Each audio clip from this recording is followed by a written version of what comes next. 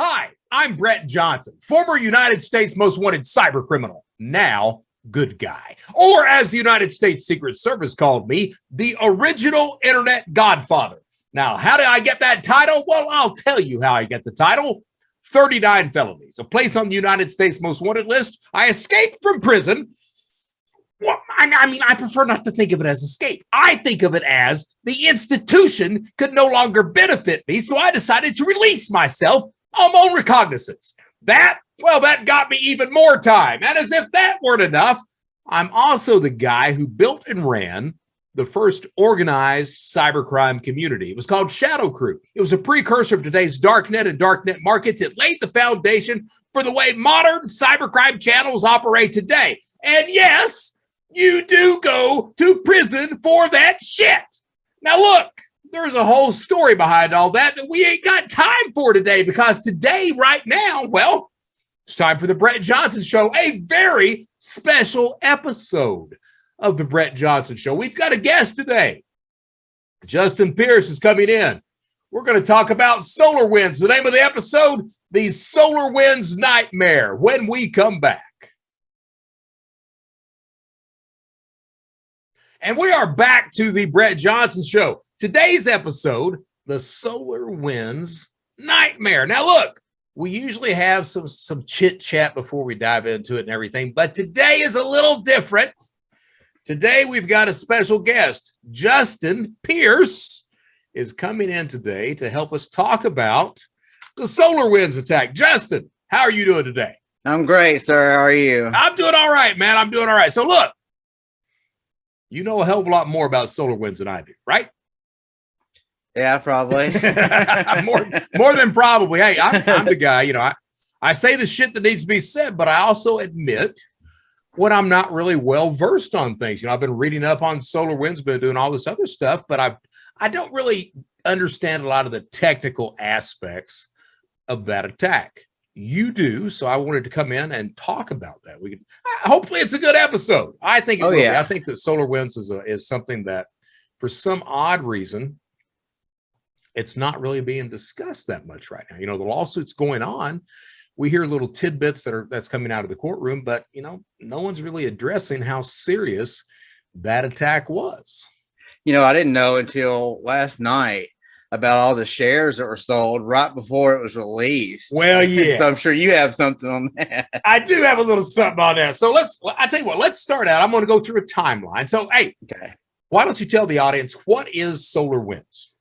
Okay, Solarwinds, it started out as a company in Tulsa, Oklahoma, and they branched off to Austin. Okay. They started making just your basic network management software, stuff to keep up with your routers, your switches, your servers, virtualization, and then it just bloomed into this all-in-one solution that just started booming. Everybody started adopting. They sold for like $5-something billion in the early 2000s. Just these two brothers started it.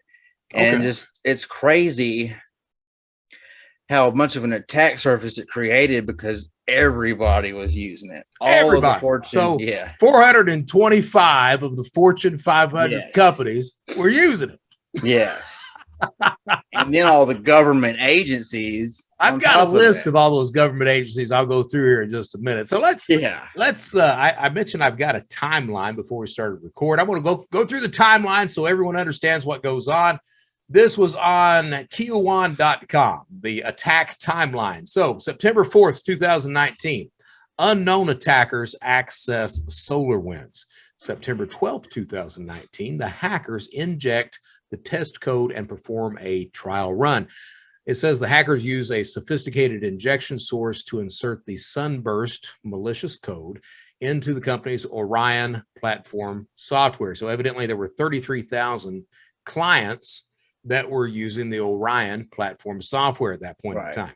February 20th, 2020, attackers compile and deploy the Sunburst attack. This is an updated variant of the malicious code inserted into the Orion platform,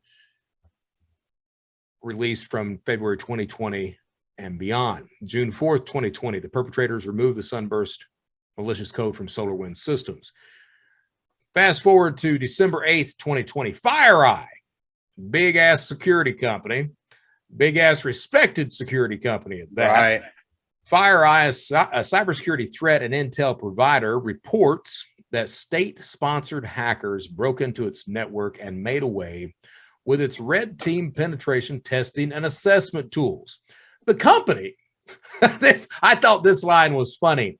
The company expresses concern that the hackers would use the stolen tools to target other companies. I would say that was a valid concern. Yeah. If they already don't have better stuff, really. If they already don't have better stuff. Fast forward to 3 more days, December 11th, 2020. While conducting breach investigations, FireEye discovers that Solarwinds had been attacked. They realized that this was a supply chain attack where the attackers had corrupted and weaponized Solarwinds Orion platform updates. The malicious Sunburst code had corrupted all the Orion releases made between, and here's the thing, all the Orion releases made between March and June of 2020. December 12, 2020, FireEye informs Solarwinds that the Orion platform has been compromised through an attack. Let's see, fast forward to December 13th, news becomes public. December 15th, public response begins, which was none too good. December 16th, Solarwinds releases additional details, and it continues to go on and on from there. So I was contacted. I don't think I mentioned this to you, but I was contacted, probably 6-8 months, right when the class action lawsuit was filed against Solarwinds. I was contacted on LinkedIn because I'm that guy that, I don't mind saying shit. I was contacted by some people who gave me a copy of the class action suit, and I actually got to talk to the insider that the class action references throughout the 103 pages that the suit is composed of. What I'd like to do is, and I'm sorry to do all the talking right now, Justin, but we're going to change that in just a second. Oh, you're fine. But what I'd like to do is I want to read just the first few paragraphs of the class action. First few paragraphs, they set the tone. The other 100 and some odd pages kind of just prove every single thing that those first few paragraphs we're talking about. Yeah. So starting out, paragraph 1 or section 1, Solarwinds sells networking software to a significant portion of the United States federal government and the majority of Fortune 500 companies in the United States. Its customers include the U.S. Pentagon, State Department, the Office of the President of the United States, the FBI, the Secret Service, the National Nuclear Security Administration, and customers whose data is among the most sensitive in the world. Throughout the class period, the company Solarwinds falsely and misleadingly told investors that it had a robust cybersecurity program and adhered to specific cybersecurity practices set forth in a quote-unquote security statement prominently featured on its website. In reality, Solarwinds, which was primarily owned and controlled by 2 private equity companies, Silver Lake Partners and Thoma Bravo LP, sacrificed cybersecurity to generate short-term profits for its principal owners. The truth was gradually revealed beginning on December 13th, 2020, when it was reported that the company's software was a source of the largest cyber attack in U.S. history. A series of revelations regarding the company's deficient cybersecurity practices ensued, and investors learned that the company, contrary to its years of assurances to investors, failed to adhere to the cybersecurity practices that it told them it followed. Now, that's a whole shitload to swallow. Yeah. when it says that, hey, we're more worried about short-term profits than we are any type of security practices.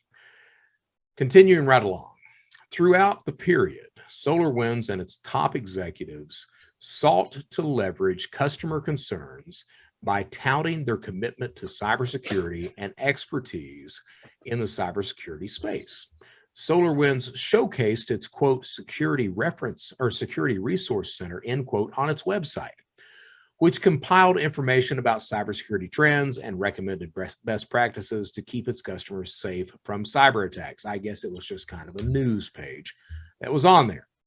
Solarwinds assured customers and investors that it was not only committed to cybersecurity, but also followed specific practices to ensure the security of its products and, by extension, customers' data.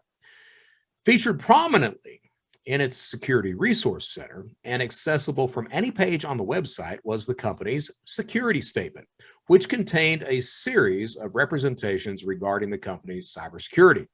In the security statement, the company represented that it followed a host of particular cybersecurity practices. Now, this is where, as I was reading, I've read this damn thing, I don't know, 6-8 times. And I got to say, it gets me every single time when you find out what was real and what was not. So, referenced in the security statement, they say they have a security team, an information security policy, providing security training to its employees, following a password policy and limiting user authorization, keeping its network segmented, and adhering to the National Institute of Standards and Technology, NIST's cybersecurity framework, including performing background checks on employees.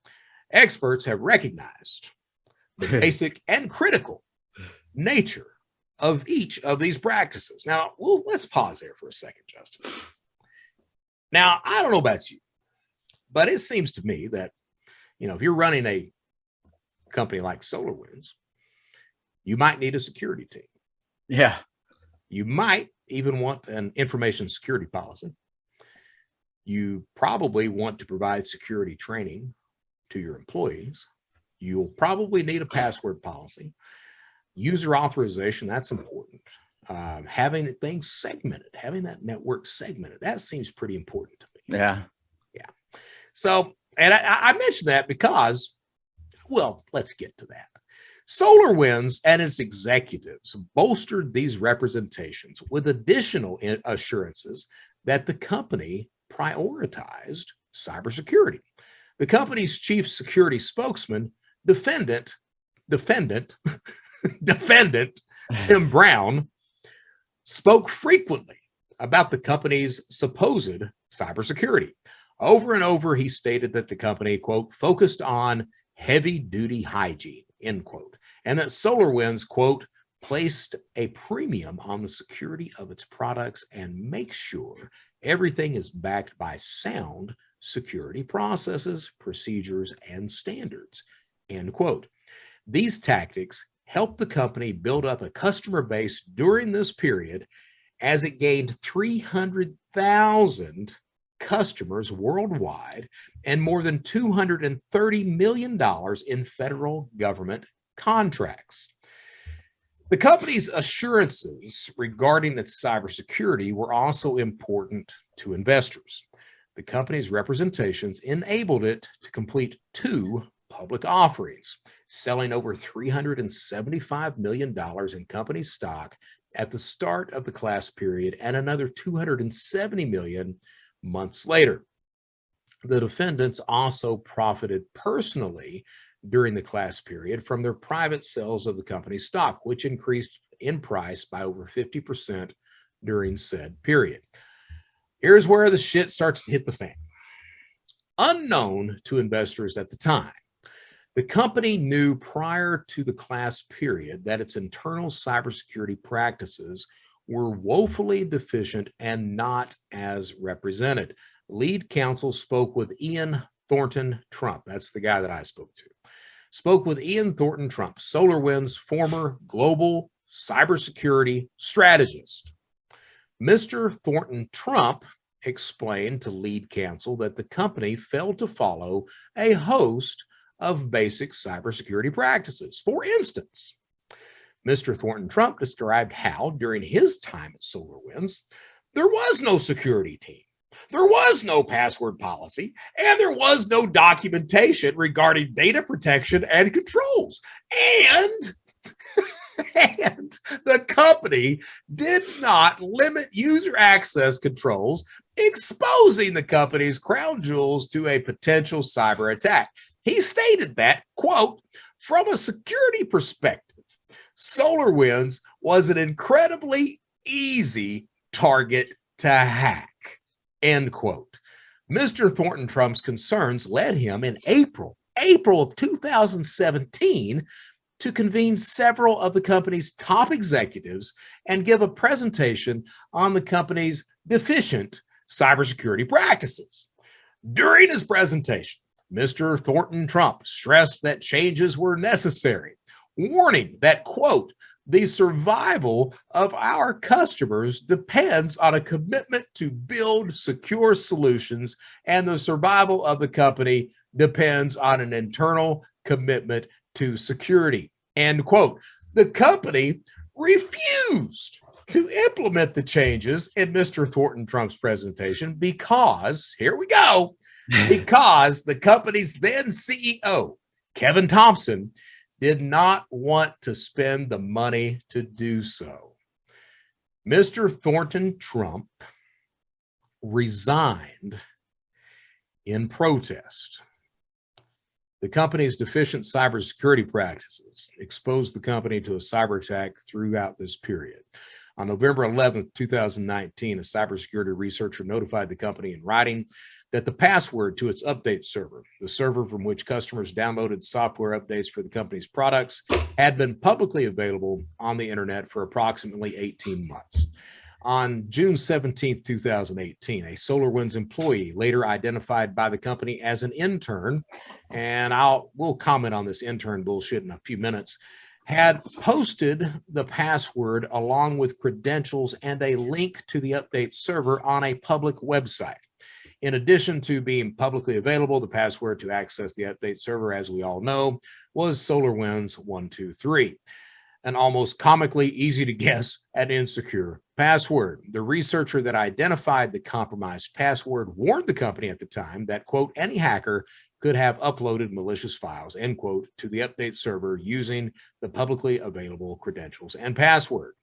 SolarWinds never disclosed any of these facts, nor did it disclose that, contrary to its assurances to investors, it never followed the cybersecurity practices it purported to. In addition to Mr. Thornton Trump, a host of former SolarWinds employees have explained that the company lacked the cybersecurity protections it claimed to have in its, quote, security statement, end quote. First, the company had no security team. Former employees of the company, I love this line, former employees of the company repeatedly report never having heard of or interacted with any such team at the company, with one former employee stating if there was one, they had a really plus job because they didn't do anything. Yeah. Second, the company had no security information policy. Former employees never saw or heard of such a policy, even though Mr. Thornton Trump specifically asked his colleagues to see it. Third, the company did not have or enforce a password policy. Former employees recounted that they never received any policies, direction, or training regarding secure passwords. They further explained that SolarWinds 123, the compromised publicly available password, was commonly used at the company, and other passwords were hard-coded and never changed for years. Fourth, the company did not provide cybersecurity training to its employees. Several former employees explained that this training did not exist at SolarWinds and that nobody at the company spoke with them about maintaining good cybersecurity. Fifth, the company neither segmented its network nor limited user access to those parts of the SolarWinds network related to their job functions. As a result, SolarWinds employees had freewheeling access to the company's critical update server and other crown jewels. Sixth, the company did not even perform basic background checks on its employees, notwithstanding concerns raised by the company's human resource department. Finally, the company did not prioritize internal cybersecurity. Turns out, SolarWinds didn't even have a CISO. Yeah, I was going to say that. Yeah. any company of any size, especially a tech company, has a CISO, which is a Chief Information Security Officer. Didn't even have a CISO. Didn't I'm going even to skip have one. forward to this next part. I want to read 2 more paragraphs, and we're going to talk about this. Investors suffered immensely as a result of the company's misrepresentations and omissions. As the truth was revealed over the course of several disclosures, the price of Solarwinds stock cratered. All told, over the course of just a few days, the company's share price plummeted 34%. Meanwhile, gotta love this, meanwhile, defendants profited handsomely.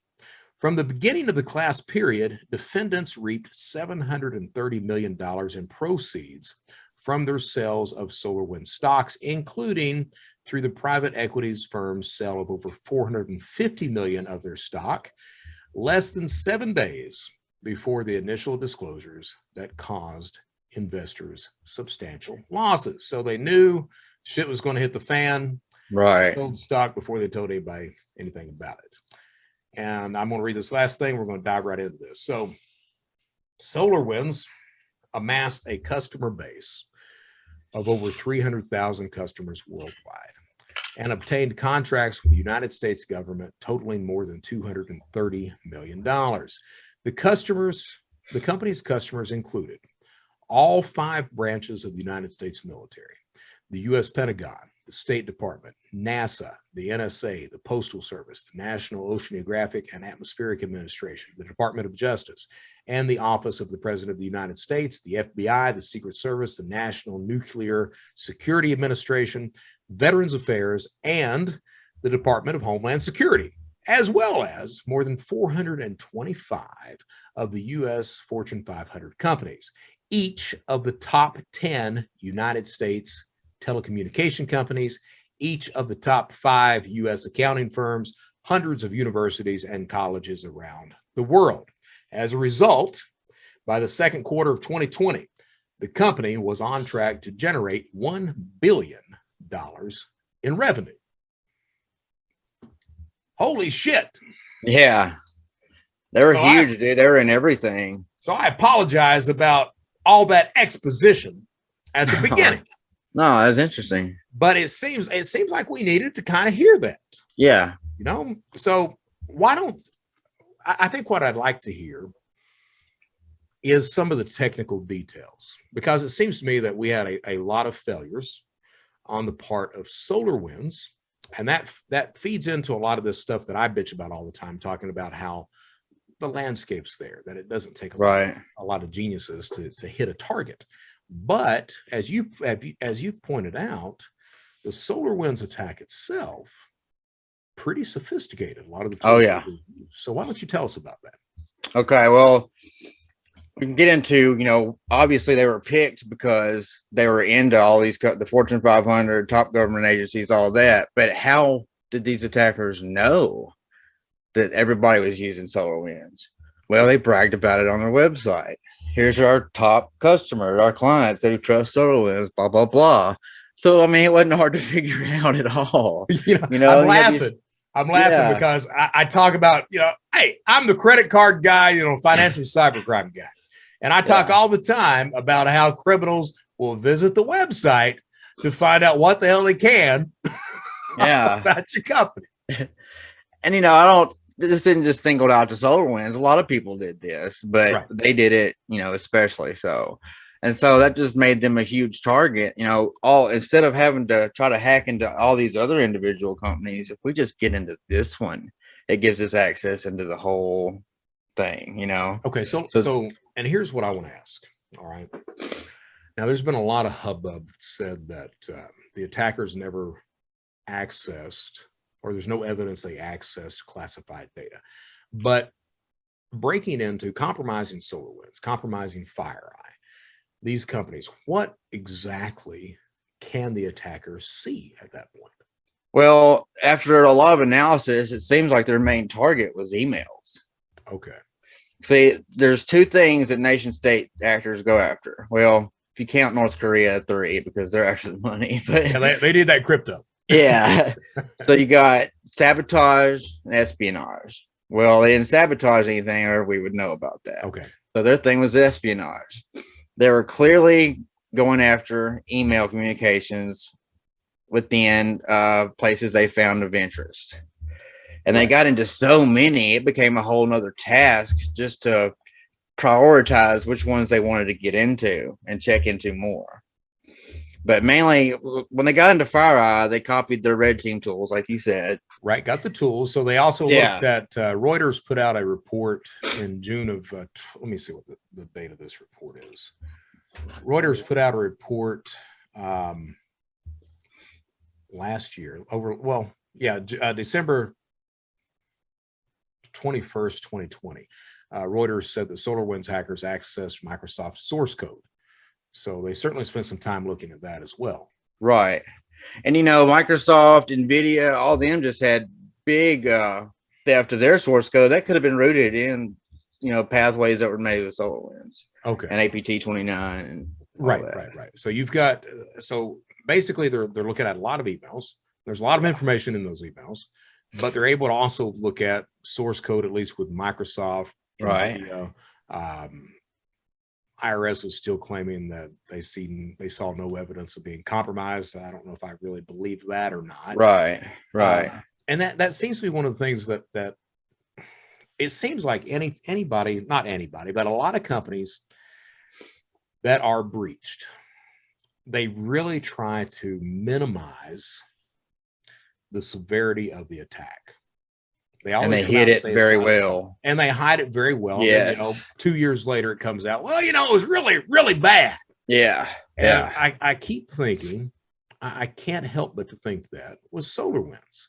When they say, when I read that no classified material was accessed, I immediately start thinking classified material was accessed. Yeah, absolutely. It's almost impossible that they didn't. As far as they got, they would have had to. They would have had to. As much effort was put into this, as much effort was put into hiding themselves and covering up evidence. I mean, there's still stuff that they'll never know. That they're entrenched so deep into this thing, and they hit it so well. The only reason I strongly believe that they would still be doing their thing and they would never have gotten caught had they not got a little greedy in FireEye systems. Yeah. Yeah. I mean, let's be honest. They go into FireEye and first that FireEye would be breached is extraordinary in and of itself. Yeah. I mean, and they'd already been breached big time before they even caught it. You know how they caught it? How? They had an employee try to register a new number for their VPN for their two-factor authentication. And this guy just he said, man, that just doesn't seem right. So he called the employee to verify. And they said, no, I didn't try to register a new number. So that's when they knew. Yeah. And that was it. Just luck of the draw. Yeah. And so they've been using that technique probably everywhere else and succeeding with it. So into the attack itself, I think you and I can agree that certainly SolarWinds, the way the company was running itself, wide open for that type of attack. Yeah. No CISO in place, all these policies that were non-existent, no security policy, anything else, lying to the investors. And I even read an article saying that SolarWinds knew that the code was malicious that was going out, and they allowed several large companies to download the code. Yep. While they knew that. So even with all that, the sophistication of that attack, I reference the NotPetya attack a lot, that taking over the update server to launch that attack. Now, how does SolarWinds differ in the way that the update server was taken over? And then, well, it was just more sophisticated in the way they did it, man. First of all, they got into the build systems of SolarWinds. Okay, so when you build software, you write source code that's readable by humans, and it gets compiled into code that's to be executed by machines. Right. Okay, so if you just break into their build systems and change some code, it's either going to get caught by the testing cycle, or it's going to get caught when they have a digital certificate that they build to make sure that it hadn't been patched or anything like that. So they are APT 29, which is supposedly Russian SVR. Right. They were in these systems for a while. They were watching everything. They were shooting in test code to see how this worked and that worked. And so they looked for a process It's a Microsoft build process. Right. They're building Microsoft.NET code. And so right when that process was called to build the source, right before they got built and right before the digital certificate was created, they injected this code right in time. So it gets past all the checks that way. It gets past all the digital certificates that way. It goes out as legitimate. And that just the timing, Brett, has to be, I mean, just perfect. There's no room for error. All right. So, and again, I am not well versed on the technical aspects of this. Yeah. I've been reading, and I apologize to all our listeners about the exposition, but hey, if somebody says it better than me, they say it better than me. This is from crn.com, and this is the top 10 best statements coming out of the Senate hearings on SolarWinds. Number 2 out of 10. So number 2, CrowdStrike and Microsoft spar over Microsoft's culpability. This guy named Kurtz, he says the threat actor took advantage of systemic weaknesses in the Windows authentication architecture, allowing it to move laterally within the network as well as between the network and the cloud by creating false credentials, impersonating legitimate users, and bypassing multi-factor authentication. Yeah. That's having to deal with further along. Like after they got into each network, they then started doing things like that and forging tokens to get into the cloud infrastructure as well. So they were bouncing back and forth, and that somehow bypasses MFA or what? Well, okay. This is a little later into it, but we can go. And I'm sorry to be bouncing all over the damn place. No, it's fine. It's fine. I'm agile. He said, I'm agile. Yeah, you'll learn with me. I'm a little scatterbrained, and I come together at the end. But after they get in there and see, they're looking, like I said, their primary target is for emails. Right.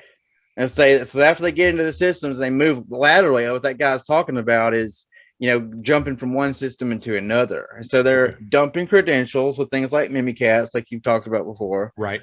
And so they're getting credentials to go in and look as legitimate as they can to get into other parts of the network. Okay. And then from there, they get into what's called like a Microsoft Federation Services. Right. That has their certificate. As a matter of fact, I'm looking at that quote right now, Active Directory Federation Services.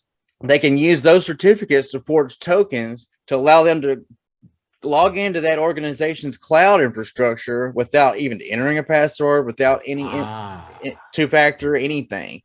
So then they get into things like Office 365. That's killer, man. So they're actually, so you don't, you're right, as long as you've got the token, you don't need the password, you don't worry about MFA, you don't worry about anything. So they're forging the token that allows them that access like that. It's called a golden ticket, golden SAML ticket forgery.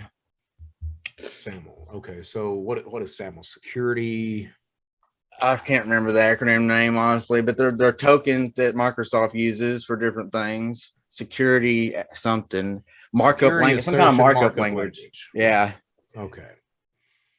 And they use those for things like Office 365, which hosts Exchange, which hosts emails. So that's what everybody keeps saying, that they're really digging for emails. Right. Well, emails would be emails are the easiest thing to access or not? Well, I mean, that's probably, if it's for espionage and they're wanting information. So, right. And, people share a lot of shit with emails. Oh, yeah, for sure. And they got into so many things, Brett, that it became a whole ordeal just organizing, who would look into what system. And they had so many, they had to decide which one was most important. And it was, they got into 18,000 systems, 18,000. So you have to prioritize which ones I want to go deeper into. You've only got so many people go through that stuff. Yeah. So that's why I don't know how big the SBR is. But right. Well, I was reading on the FireEye attack, and they were talking about how the attackers would come in for 2 to 3 hours at a time every few days. Yeah. And that's obviously because they've got 18,000 different targets. Right. Right. Yeah. They're trying to get information from. They had a whole domain generation algorithm where when a target got infected, it would encode a name based on their machine name, based on the domain they were joined to. and based on all kind of other local information, then it would send that to a main domain server, and they would decide whether they want to interact further based on that. So if Oh, you wow. saw Intel or Department of Homeland Security or FBI, you say, okay, I want to talk to that one some more, and then they set up the real wow. thing. So so it wasn't just looking at everything. They had a system set up so they could gauge the importance right of any of the targets that were out there. So some right. mom and pop, well, let's not say mom and pop because there weren't really any mom and pops there, but one target is certainly more important than other. DOJ right. is more important than, I guess, a durable medical goods company. Right. That's crazy, man. So they have limited, time and resources and people and all that. So they pick the ones that they get the most out of, I guess. Right. Okay. So looking at emails, what kind of damage are we talking about? Since everybody's talking about that shit right now. I don't know really how you'd even calculate that, because obviously I don't know what's in the emails of top government agencies or top companies, or I mean, I think that not near the amount has even been released or talked about. I think a lot of it's being kept hush because, they won't even say how the United States won't even come out and say how they quote unquote know that it was Russia. They said they released too much classified information by telling how they know it was Russia. Right. And they would. I mean, they would. I mean, there are certainly forensics capabilities to determine more than likely who it is. Yeah. I mean, I'm not saying I don't think it is, right. But I mean, even still. So access an email. So certainly you're going to get personal details for potential blackmail later on, or to find out the weaknesses of the employees. When we're talking about insiders, Creasy over that did the fraud triangle, he talks about pressure, opportunity, and then justification. That's why an insider commits fraud. Right. It seems to me that by a nation state accessing a bunch of emails, they could gauge which potential employees are more susceptible to become an insider, to be compromised, either through blackmail or through greed or anything else like that. And so that's one of the areas. You've got intellectual property that could be sent back and forth through email. I'm certain that takes place all the time. Right. And also they got into things like the Department of Energy, which controls all the nuclear missiles that we have. And so you got all that data that comes across. Yeah. So you got that. You've got they compromise. So the Office of the President of the United States, those emails. Right. Look at that and determine the relationships between countries. And then power systems, infrastructure, all that. I mean, it really, and that's what I've been, I did the Lex Fridman. That's where we met, was on the Lex Fridman. You listened to that episode. Right. And I said on Fridman that Solarwinds will be the most damaging cyber attack in history. But I don't even think that I fully understood until we're talking today about just how damaging that is when you consider the organizations that were signed on with SolarWinds, that use the Orion platform, that were compromised, and just by reading emails alone, not even looking at source code that from the companies they got source code from, but the information that's contained in those emails, my God, man. Right. There's a lot of stuff there. Yeah, we couldn't even imagine what would be in it. Yeah. Yeah, I mean, it really is that bad. And I gotta say, I don't think we'll ever know. No, and the highest profile one that they've come out and said, and he's not anymore, but I forget his name, but he was the head of Department of Homeland Security. They came out and said they were directly in his email for sure. They came out and said, yeah. And he just, retired just a couple years ago, if even that. And it was unrelated, but I mean, they came out and said that they were for sure in his email account, reading through all of his emails. Right. And anybody above that, they're probably not going to come out and admit anything. You know what I mean? Right. They're not. They're absolutely not. I mean, why? And the question becomes, it may not be a point of not coming out and admitting it. It may be a point of just can't come out. And right. Right. Because as we're talking, it seems to me that that's really probably where we're at. Yeah. A lot of the information that's been exposed is stuff that simply cannot be discussed. Good Very Lord. true. All right, so I'm on businessinsider.com. They did an article on why it matters. Tom Bossert, at the time President Trump's former Homeland Security officer, said that it could take years before the networks are secure again. With access to government networks, hackers could destroy or alter data, impersonate legitimate people. He wrote that in an op-ed for the New York Times. Not only is the breach one of the largest in recent memory, but it also comes as a wake-up call for federal cybersecurity efforts. Turns out that New York Times reported that they were all blindsided by this. You know, instead of them noticing that it happened, FireEye was the one that noticed that it happened. And that's, I mean, that really says something. Yeah. When we get down to it. I read another op-ed piece. I think it was on Forbes. I'm not really quite sure. Hassard, I think, was the guy who wrote it, but he was talking about how we shouldn't necessarily be very angry because the United States does the exact same bullshit. Oh yeah, other countries. And hey, I hope they do. Well, you know, here's my thing. I'm a U.S. citizen. Yeah. I don't give a shit about Russia. Right. You know, I don't really like the Ukraine, but I back the Ukraine right now. Absolutely. You know? Absolutely. And being a U.S. guy, I play for Team U.S. all day. You know, my thing is, you know, I gotta say, man, it seems that for years, I have yet to see any president that will assign blame for these large attacks against Russia. Right. You know, they won't do it. They really, it's like they lack the testicular fortitude. Yeah. To say, you know, Russia did this and we're going to fight back. Now, Biden came out and he said, you know, it was, he didn't call it espionage, and he couldn't call it espionage because if he did, then that would mean they couldn't retaliate. Yeah. So he called it, I forgot what the term was. I do too. And it was, they didn't even come out and say, you know, 1,000% Russia. They said right. we have strong evidence leading us to believe it was SPR APT 29. It's Advanced Persistent Threat Group, which FireEye and others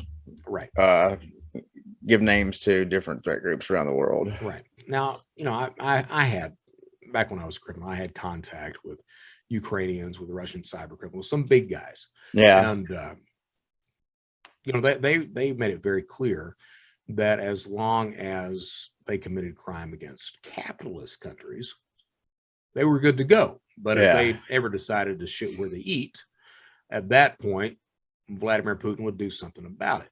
Well, you know, something real strange with that. I know you've heard of the Revel ransomware group. It's the biggest and Putin busted several of those guys not long ago. I don't know if that was to try to show some kind of face to the United States. I gotta say it was. I mean, I gotta say it was. The attack was strange, that, man.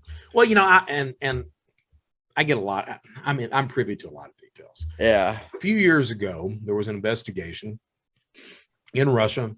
These cyber criminals were 400 of them. They had actually rented an office building. Oh, yeah. Several floors, and you had 400 employees there, and each floor operated a different type of crime at that point. Yep.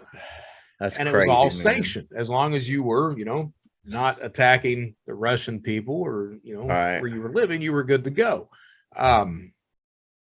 I guess what are your thoughts on that? My thoughts are, I mean, what do you do about a country that is attacking your infrastructure?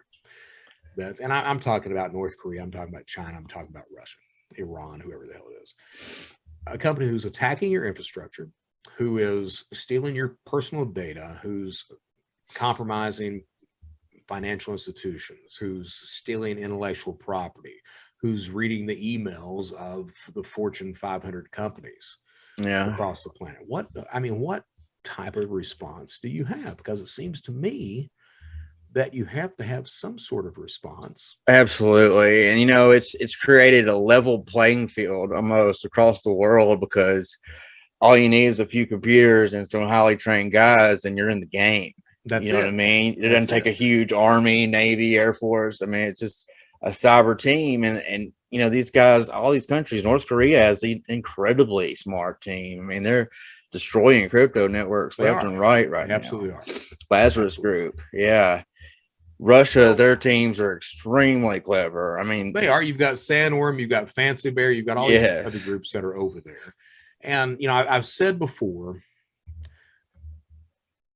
gaining access, even in this case, gaining access, it doesn't look like it was horribly difficult. Now, the tools that were used, those are impressive.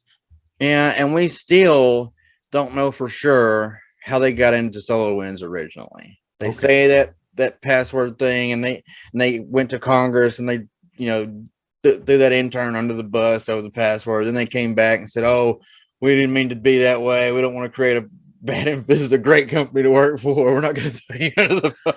I have a theory that it's the same intern at every company. Actually, there's one of two theories. It's the same intern that just breaches one company and goes to work at the next. Or I have a theory that when a company realizes that the shit's about to hit the fan, the CEO says, "Hire me an intern quickly." Yeah, right. And they go like that. And we still don't know how long they were inside of SolarWinds. They were in there a long time if they were testing things, and seeing how they worked and all that. So there's a lot of things we don't know yet. And now, I don't know. Can you explain Sunburst the way that actually works or not? Okay. Well, Sunburst, it comes in. Okay, like I said, they compiled this malicious code. It was 4,000 lines of malicious code. So this is not just some little piece. That's not a little bot. Yeah. So this had to be perfectly timed to not get caught. Okay. So they get in there and it's not caught, where it's sent out an update. So every time somebody updates the SolarWinds Orion software, they inherently get the Sunburst backdoor. Okay. It doesn't activate for at least 12 to 14 days, because a lot of companies put this into testing inside virtual machines or stuff like that first before they make sure everything's okay. Right. So they know that. Yeah. So instead of activating immediately, we'll wait 2 weeks. Right. Then it tests the machine name and the domain name, and it uses this domain generation algorithm to figure out, who the target is, and then it sends that in, and it communicates firstly that what's called a command and control, and that's like the infrastructure that hackers or nation states use once they're in a system. They have the implant in there. They have it to where, multiple people can log into it. They can send commands, files, whatever over this control server. Well, at first it was communicating just over DNS. And once they figured out it's the one they want to look into further, then they switched it to where its main command and control server is, which would be over HTTP. And that's when they can send further backdoors, like they use Cobalt Strike, which is a popular one made in the United States that anybody can pay for and get. Now, whether they use that to blend in and make it look like there was somebody else, or because they actually needed it, is another thing. I'm pretty sure it's because they were trying to look like somebody else. Right. Well, I still can't get past that. How they were able to parse through the importance of the target. Which that's a necessity. You've got 18,000 different targets. You want to be able to pick the ones that are most important quickly. Right. And this domain generation algorithm they had was super complex. Like it encoded all these different variables, like the machine name in the registry in Windows. Yeah, it's crazy, man. The domain name it was attached to. So more than just the domain, and more than just doj.gov. Right. We know whose machine it is. Right. It's nuts. That's nice. That's nice. Yeah, because it filtered out a lot of the things that they wouldn't want to spend as much time on, Absolutely. And so that was super complex, all that. And then if they wanted to go further, and this whole time it's looking for antivirus systems that are running, any kind of forensic style things, packet tracers, like I know the name of it, but I can't think of it right now because I'm nervous, I guess. But no, you're good, man. You're good. Any kind of, looking through any kind of the packets, the network traffic, Right. Wireshark is what I was thinking of. And if it detected any of these things, it would go to sleep. It would start another process to turn that whatever it found off, and then by the time the other thing woke back up, it would be ready to go because it had turned off whatever. So it determines the importance of the target. It also looks for any type of tools that are being used, which might identify the problem. Right. If it notices something, it shuts down, institutes another program that comes in and shuts that tool down. Right. And then it wakes back up and proceeds. It starts over. Yeah. Wow. I mean, that's hellacious when you think about it. Yeah. And it tries to use legit credentials in whatever it does. So that's its main focus once it comes back in and it decides this is a target they really want to deal with. Right. And this is still automated. This is nobody touching the keyboard on the other end yet. We're not even to that yet. This is all automated. So once they get into where they want to figure out more about this target, then they start. Let's see. I have a timeline here. They did you freeze up? I hope not. Your face is frozen up. Can you still hear me or not? Yeah, I can hear you. Okay, I'm not sure. Hey, like I said, my internet's been wonky. The viewers will have to sit there and just look at my pretty frozen face. Okay, we back? Yeah, I have no idea what the hell happened. Like I said, my internet's been wonky as hell, man. Okay. All right, so now where were we? I was fumbling through the time after they figure out which target they wanted to move forward with. Okay. So this is when they start looking for legit credentials. They start dumping them through pretty much already known exploits like Mimikat, stuff like that. So they were using Mimikatz or not? Did they actually use it? Yeah. I'm not sure. I think probably so. I never found anything like that. Okay. That straight up said that, but they probably did. I mean, it's a common enough tool. Yeah, or something similar, that they dumped the hashes and they were able to break those.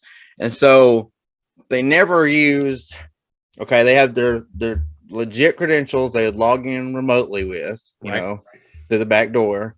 And then they would try to start moving laterally throughout the system. They wouldn't use that same credential. They would use another legitimate one to move. I mean, there was so much effort put into hiding and making it look like they're, legitimate traffic.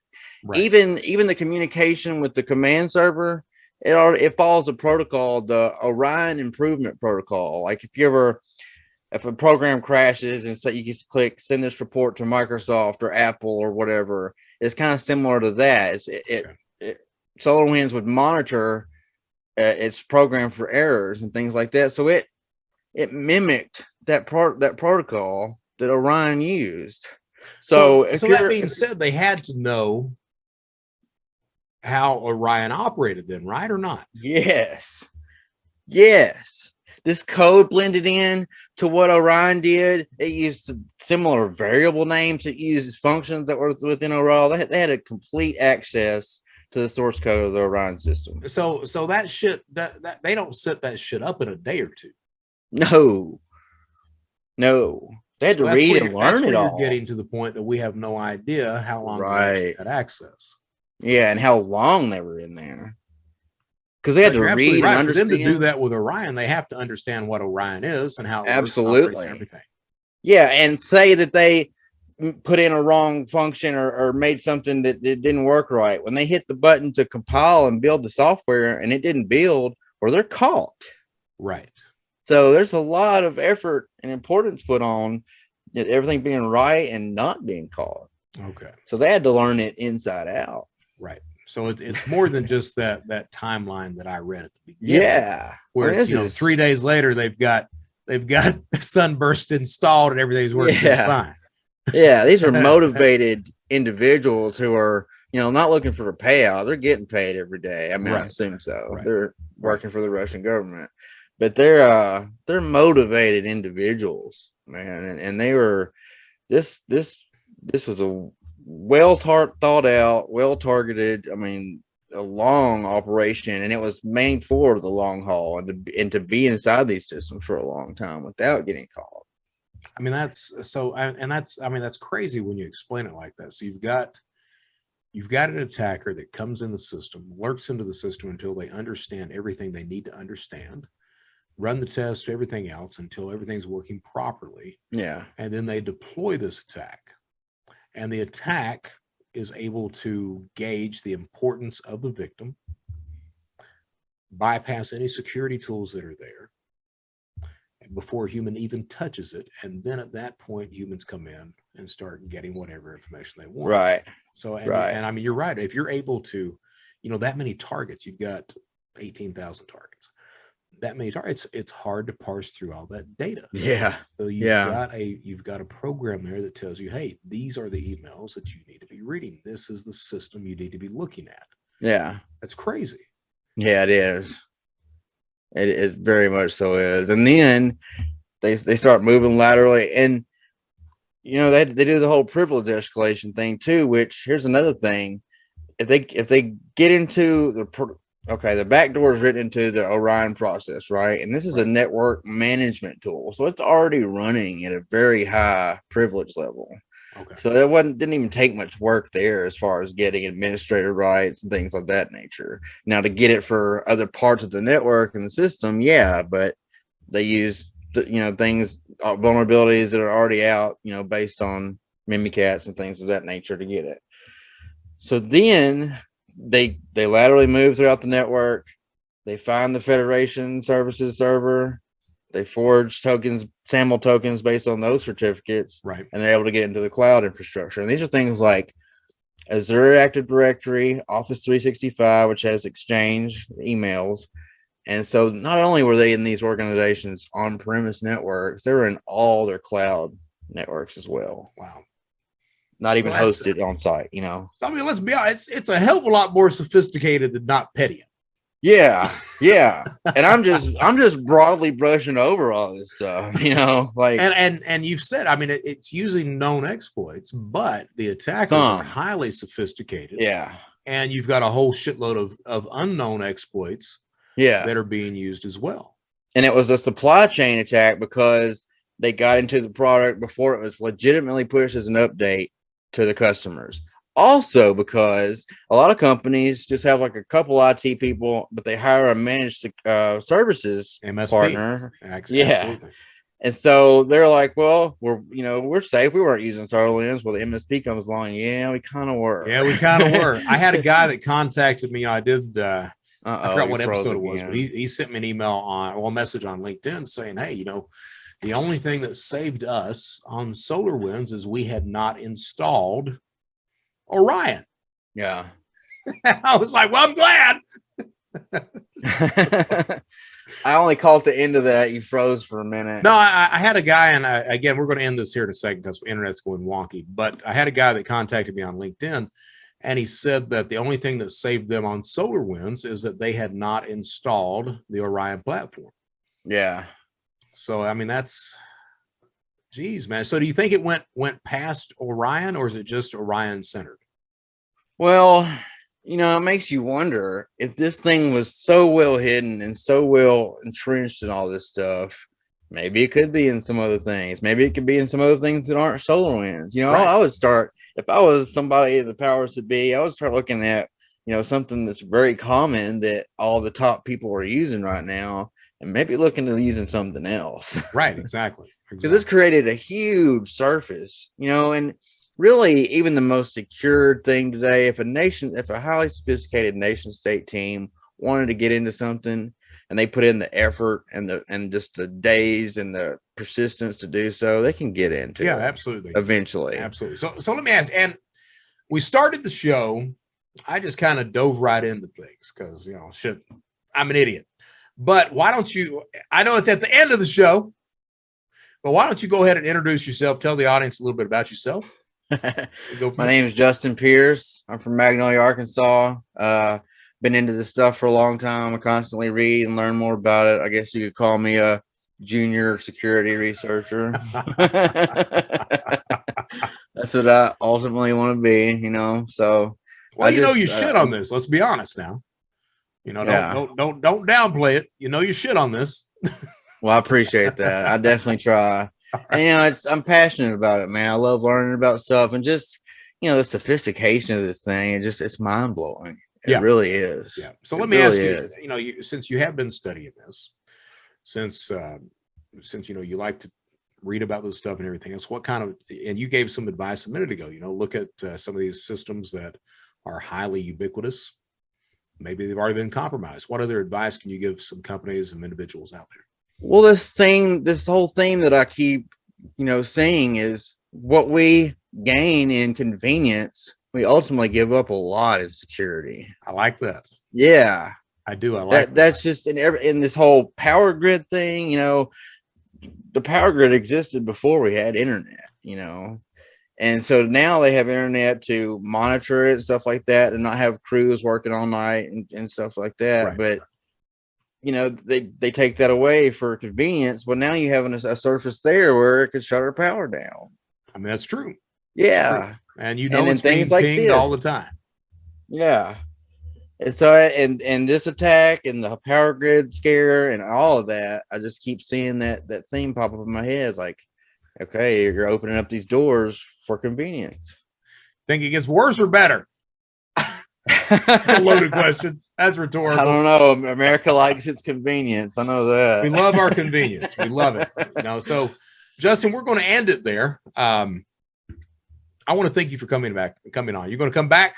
Oh, for sure. All right. I appreciate it. Sure. So, hey, I am Brett Johnson. My special guest, Justin Pierce, Magnolia, Arkansas. Yeah. The dude knows his shit. Make no mistake about it. The dude knows his shit. We are going to have him back on at some point. So I'm Brett Johnson. This is Brett Johnson's show. What do we say? We say stay safe, stay secure, and stay vigilant. More importantly, this is the Brett Johnson show. At the end of the day, just do the right damn thing. I am Brett Johnson. Justin, thank you so much for coming on and talking to us about this. Hey, thank you, man. It was a blast. All right. Until next time, guys.